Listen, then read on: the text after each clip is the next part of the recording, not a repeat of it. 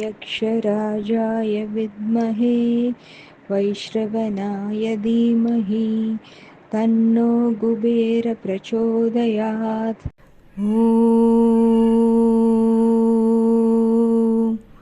कुबेराय नमः। ॐ महालक्ष्म्यै नमः।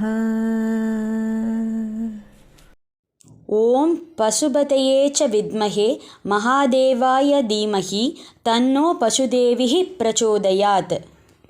ओम शुभकायै विद्महे कामदात्र्यै च धीमहि तन्नो धेनुः प्रचोदयात्।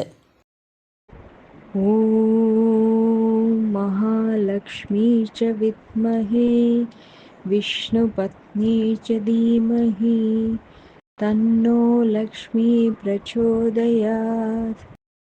ॐ नमो नारायणाय नमः। ॐ श्री महालक्ष्म्यै नमः। ॐ श्रीं कनकतारा महालक्ष्म्यै नमः। ॐ श्रीं कनकतारा महालक्ष्म्यै नमः। ॐ श्रीं कनकतारा महालक्ष्म्यै नमः। ॐ श्रीं कनकतारा महालक्ष्म्यै नमः। ॐ श्रीं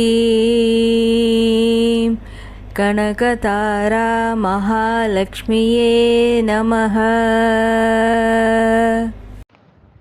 हरि ओं श्रीर्वक्षस्वमायुष्यमारोग्यमाभिधाक्षोभमानं महीयते धान्यं धनं पशुं बहुपुत्रलाभं सतसंवत्सरं दीर्घमायुः शतमानं भवति शतायः पुरुषः शतेन्द्रियायुष्येवेन्द्रिये प्रतिष्ठति। नवो नवो भवति जागमानोन्नाहाङ्गे दुर्दशा मेद्यग्रेः बाहं देवेभ्यो वितताभ्यागन् प्रच्छन्द्रमाः स्थिरति दीर्घमायुः।